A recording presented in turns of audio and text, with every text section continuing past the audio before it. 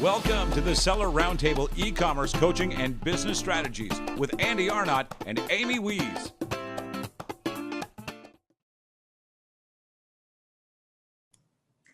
Hey, what's up everyone? It's Amy Wees here, and Andy is playing hooky again today, still in the middle of his move, but that is okay. We miss him a lot. We can't wait for him to be back.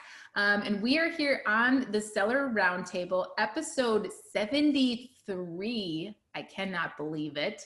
And speaking of threes, you guys have voted us number 3 in the seller poll. That's pretty cool. Of all the podcasts in the world for Amazon sellers, you have voted us number 3. So we appreciate it. Keep those votes coming. That's amazing. And I'm here today with Anthony Cofrancesco from PickFu, and we're going to talk with Anthony about his journey as an entrepreneur.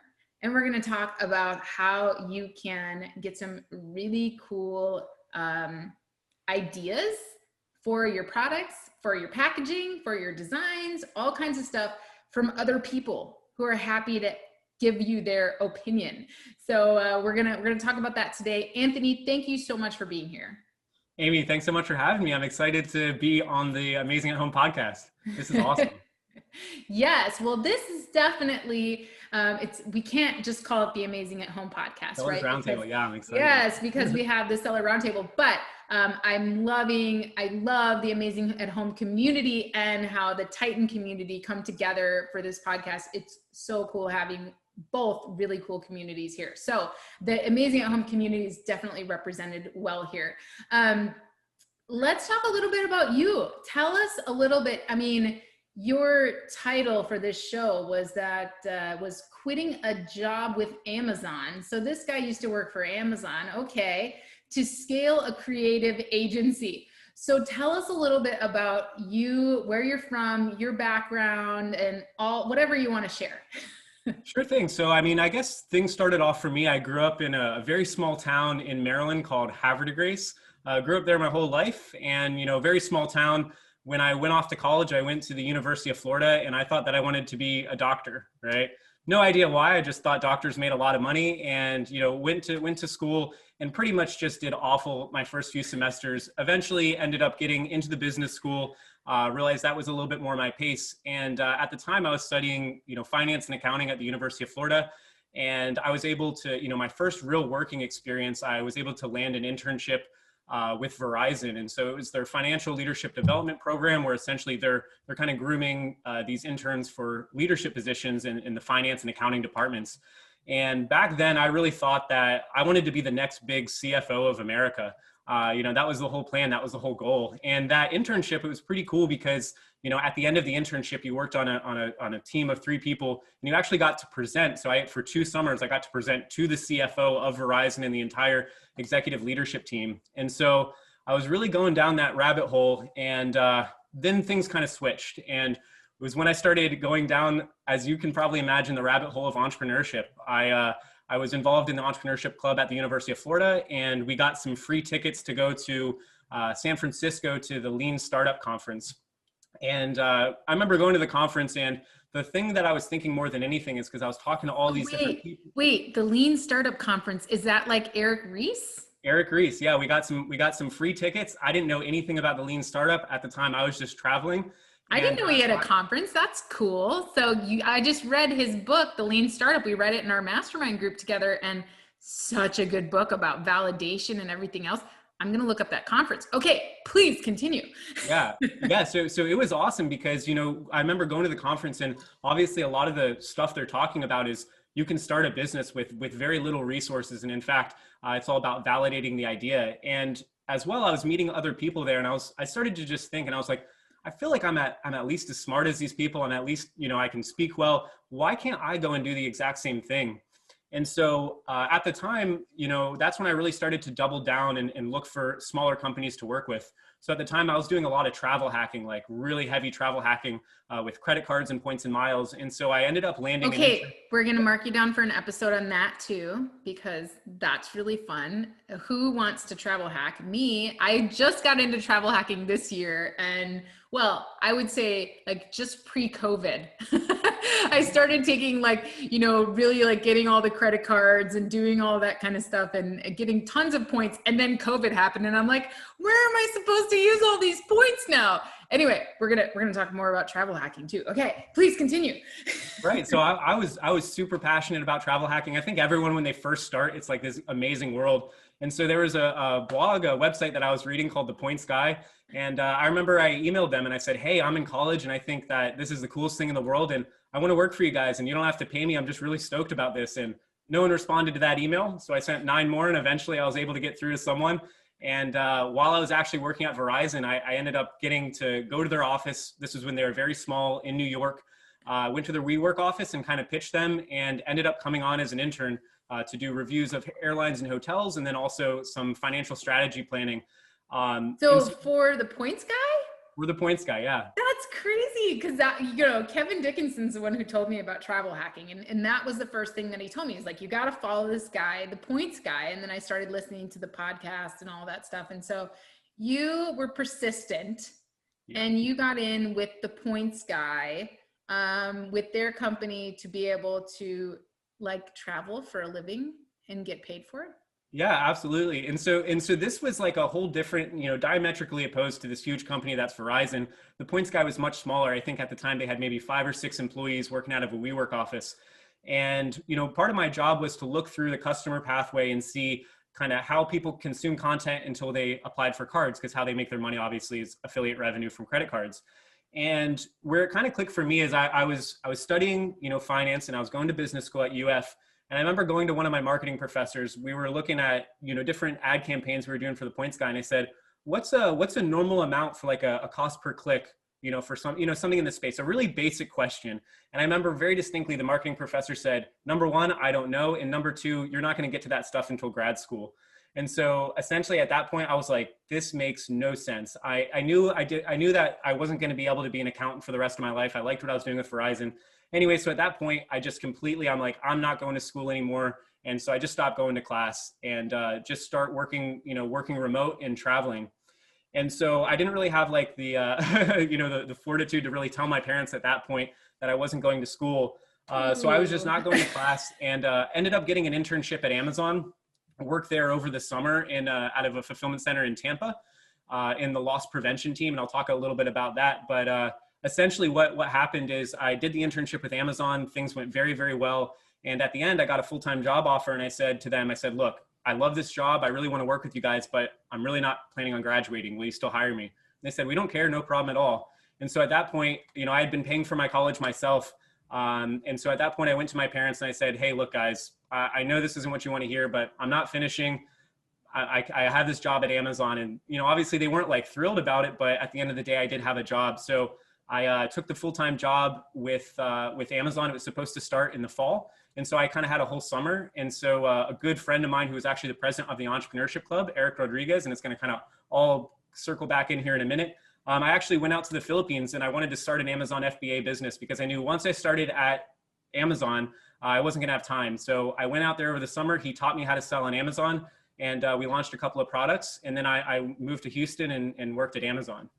And then so, you know, kind of how the story goes from there is I worked at Amazon for almost a year in Houston. I love the job. My job was working in loss prevention. So as you can imagine, this fulfillment center, there's like 4,000 people that work there and employees steal things. This is where you guys, you know, that are listening right now, this is where we get into what happens when Amazon loses the stuff that you, so Anthony, I have had and I'm sure there's so many other sellers as well, but I mean, it's so funny. We put a test product. We had like these phone mounts for the car, right?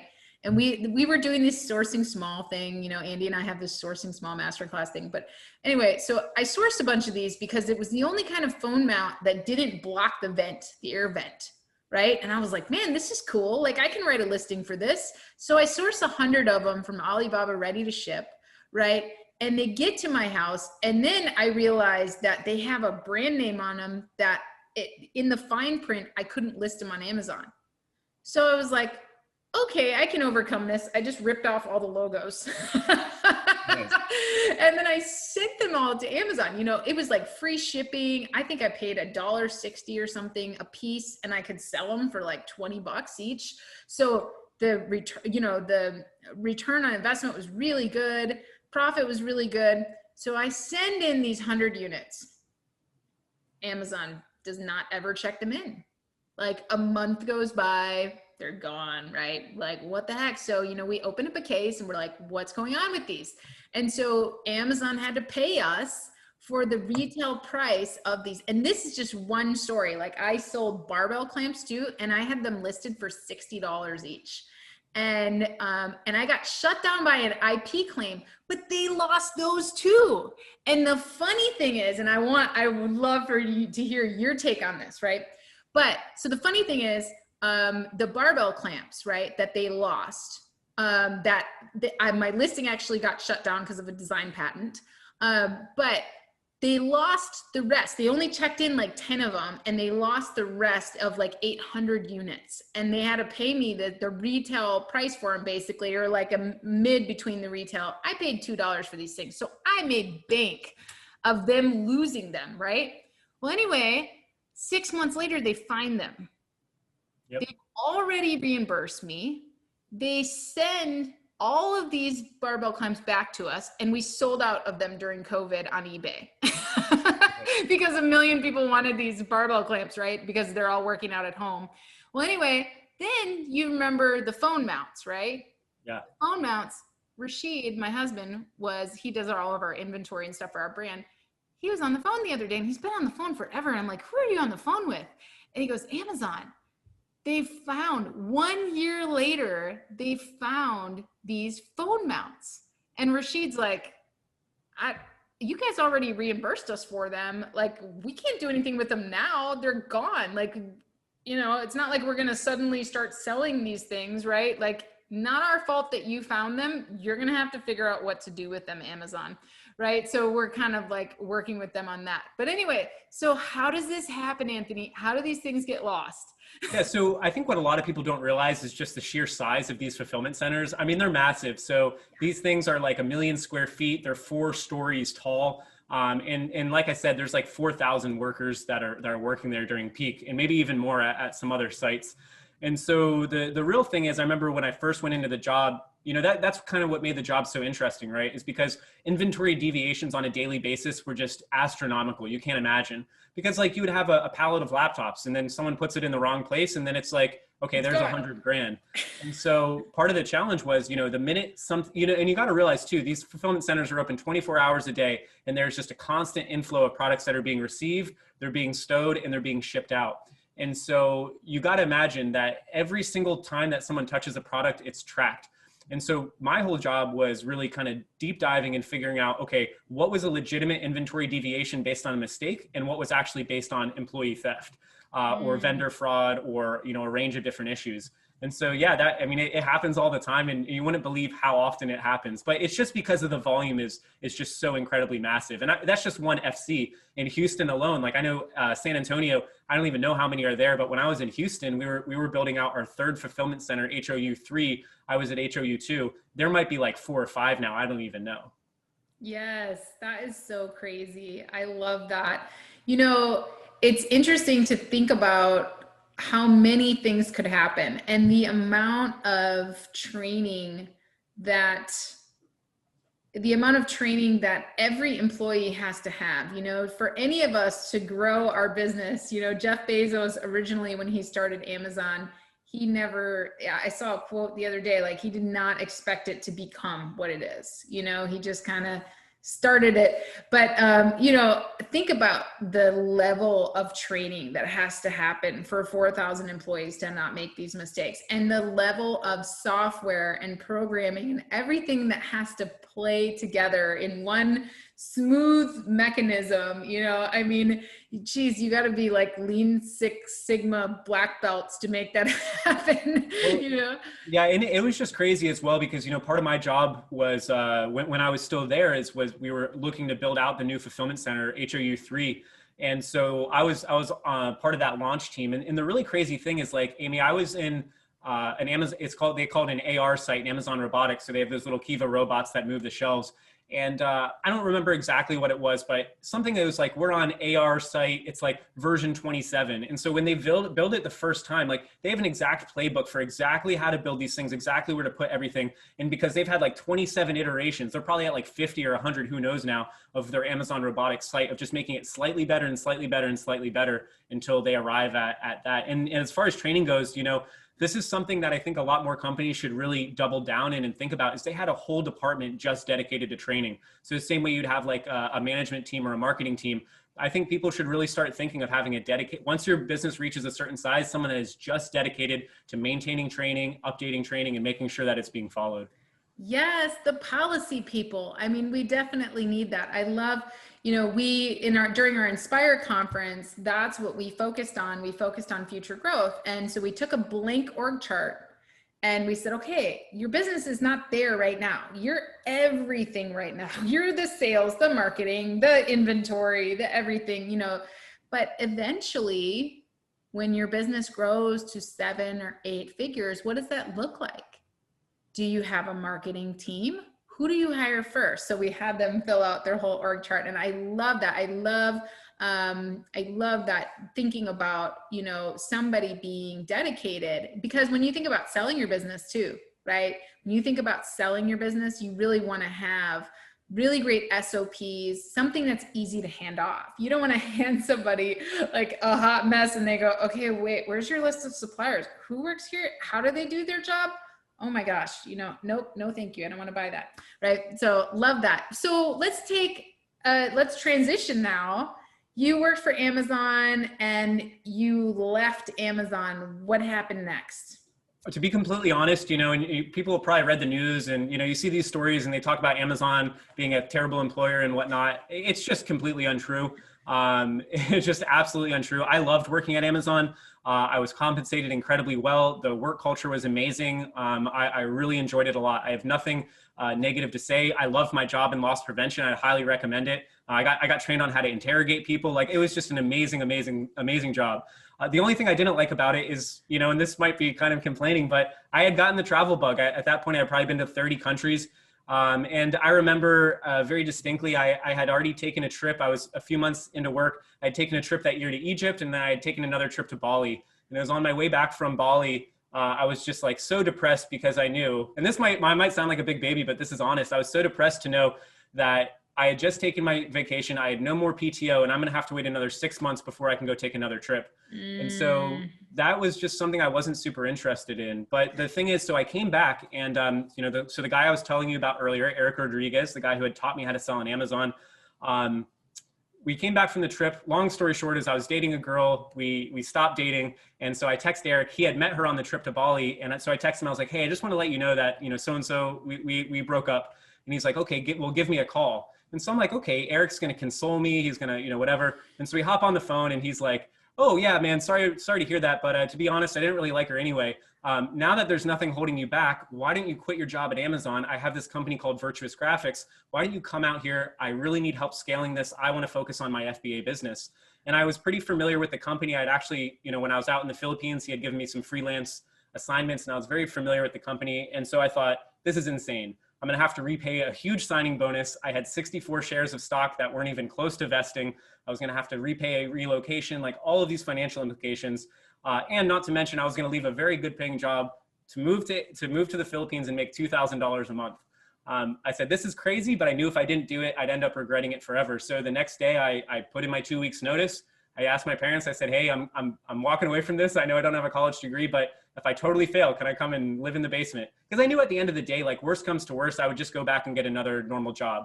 Right. And so I put in my 2 weeks notice, and then, you know, less than a month later, I flew out to the Philippines to help scale this company called Virtuous Graphics. And so when I got there, there was maybe about 8 employees. And it was my whole job was just to grow and scale the business. So at the time we were just doing photography and graphic design, and we built it out to include copywriting and video, and grew the team to at one point almost 30 full-time creatives, and just really scaled it. And yeah, that was what was next after Amazon. Got it. So, and now you're at PickFu. Yeah, so we really built that business. Eric and I, we built it for about 2 years and grew it. I was really happy with it, but at some point we just kind of hit a point where Eric was very focused in his FBA business. He really wasn't focusing on Virtuous Graphics, just kind of doing the maintenance and admin stuff. And so I said, hey, you know, at the time I said, look, we're getting to a point where this is beyond what I can handle. You know, there was kind of a right time and right place for a strategic buyer that was a private equity company that was rolling up FBA businesses. And at the time too, and I'll be completely honest about this, Virtuous Graphics wasn't, you know, service businesses, it's like from a profitability standpoint, it is a challenge. And for me, I wasn't really focused on profitability. I was focused on building the business. I said, let's bring in someone that can help me with increasing the profitability of the company and just, you know, building out the procedures and building out the standards. So back in September of 2019, we sold the business to this private equity company. And then, you know, for about 6 months, helped to transition out. And, you know, we sold the business. Wasn't enough to like not stop working again, obviously. So I took a couple of months off. You know, long story short is what happened is, you know, so Virtuous Graphics isn't around anymore per se, but the company still does exist. They've just rebranded to another name. You know, for whatever reason, it wasn't able to work out with me being there and them being there. It's, you know, totally fine. It just, you know, sometimes that's the nature, that's the reality of things. And so PickFu, I actually had met John and Justin at Prosper Show earlier, and Virtuous Graphics, we had integrated PickFu into our service offerings. Something I actually came up with back then that I call progressive image testing, and we'll walk through a little bit of that. But a long story short is I had heard of PickFu at an advanced workshop. And at the time, I think it was still something that not many Amazon sellers knew of. It was kind of like this well-kept secret. Yes, And, I would agree. I approached Justin and John, and I said, I knew a lot about the product. I was a personal user of it. I thought it was fantastic. And so, you know, Justin and John are amazing people, but they will tell you at the end of the day, they're a bit nerdy. You know, they're engineers. That's their background. And so I pitched them on. I said, hey, look, I think this is an amazing tool that really can be integrated widespread into e-commerce. I'd love to come on, and, you know, I had a very good background in conversion optimization. Let me come out and help you guys promote this and help get this into, you know, actually to help sellers. And so that was back in March, and I made a presentation to them and made another presentation, and eventually they said, okay, cool, we'll give you a shot. And that's kind of what happened. And so, yeah. So I love that you took a leap basically to live life on your own terms, because that's really what you ended up doing. You know, you're working for, first you had a passion for working for all of these startups, which I would encourage any, you know, somebody who's getting their business started on Amazon that is wanting to kind of learn and grow. One of the best ways to do that is to either intern or get a job at one of these startups. I mean, because you can really learn for your own business where you have to start and the mistakes that you could make and where you would go, right? So I love that you took the time to leap in a small way, you know, and decided, I'm going to live life on my terms. We always talk about, you know, college and how after becoming entrepreneurs, we realize, you know, I got all these degrees on the wall in here. You know, I got 2 master's degrees. I got cum laude, Bachelor of Science. I got 2 more over here. I've got 5, you know, IT certifications back here, you know, great. But none of that helped me go out on my own and make my own thing, right? I wouldn't say none of it. I will say some of it, but you know, you realize after you leap that you're like, whoa, I don't need college. I don't need any of these things. I need to pave my own way. I need courage. I need confidence. You know, the qualities that an entrepreneur has is different than what you get in a classroom setting. And so I don't think that college is bad. I think that college is awesome, and it helps you kind of work through tough things and figure things out. And have that staying power, right? But ultimately, at the end of the day, when it comes to being an entrepreneur and forging your own path, I love that you decided like, hey, this is what I'm going to do. And you looked at the end, you said, I know that if I don't do this, I'm going to regret it for the rest of my life. And that's huge, right? Because you had this idea of what your why was before you even began. And so many people that want to go out on their own, they struggle with that, you know? So hats off to you there for just taking that brave leap and saying, Mom and Dad, I'll live in your basement if I have to. Yeah. And the other thing that I would offer up as well is because, I don't have any issue with college. In fact, it was a great experience. I did a lot of extracurriculars. I got to run the cycling team there. I was on the international case competition team.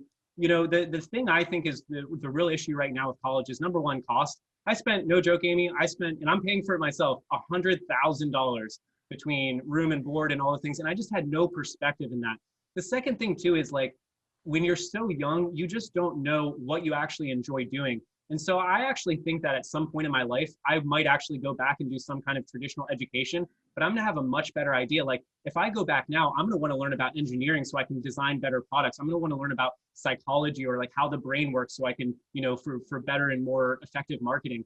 But the thing is, I would have never known that until I figured out, okay, here's what my skills are. Here's what I really am passionate about doing. Yeah. And when you're that young, like I think that going off and getting internships. And like I said, when I applied for the Points Guy, I did get paid, but I was totally willing to work for free. And I think so many people they're just looking at the number of how much money they're going to make. And it's so short-sighted. Like I'm sure nobody would have taken a job at Virtuous Graphics just for the money. Like even what I started out making at Pick Fu, it was very, very small compared, people would tell me, well, you should ask for more money. And it's like, you're totally missing the point. I just want to have this opportunity because I'm quite confident that I'll make as much money as you want to make. And people are just very, focused on that one thing. And I think that's a big mistake. Yeah, that's awesome. So, hey, we're at the halfway point in our show. So let's get into actually, talking about that conversion optimization. What is conversion optimization? Tell me about that. Right. So, obviously you're probably one of the top experts in this space. And I know the audience probably hears it from a bunch of different angles. And so conversion optimization is essentially what actions and what steps can you take to increase the probability that if someone lands on your listing, lands on your product page, that they're actually going to buy the product. And so when someone's shopping on Amazon, there's only two options. They're either going to buy or they're going to bounce. And what I believe, my personal hypothesis is that you can actually get astronomically high conversion rates especially on Amazon, especially FBA, because when someone is searching for a product, right, they already have the intent to buy. So earlier today, I was giving an example of a dish drying rack. If someone takes the time to go to Amazon and they type in dish drying rack, they want to buy a dish drying rack. And unless something happens, right, that, maybe, the kids, start crying or whatever, there's really very little reason that won't convert into purchasing a dish drying rack. Now, the thing that you have to do as a seller is you have to convince someone that this dish drying rack is the one that I actually want to buy. And so the other thing that people often make a mistake with is when customers are shopping on Amazon, what sellers sometimes get wrong is they think that someone's on your listing and they're a captive audience. And that's not true. When people are shopping on Amazon, they are distracted. The kids are running around in the background, the phone's going off. They might have had a rough day at work. COVID craziness going on. And so what your job is from a visual standpoint, you have to, in the minimal amount of time possible, cram as much information as you possibly can into your customer's brain that's going to explain what is this product, what's the benefit in my life, and overcome any objections that they have. So conversion optimization, I really do it from a visual standpoint is, because that's what your brain is. Your brain is just this huge graphics processor all the time. 90% of the information going through your brain, it's all just absorbing visual information. So your job around conversion optimization is how can you send those visual messages in the most concise and the most effective way possible. Thanks for tuning in to part 1 of this episode. Join us every Tuesday at 1 p.m. Pacific Standard Time for live Q&A and bonus content after the recording at sellerroundtable.com. Sponsored by the ultimate software tool for Amazon sales and growth, sellerseo.com and amazingathome.com.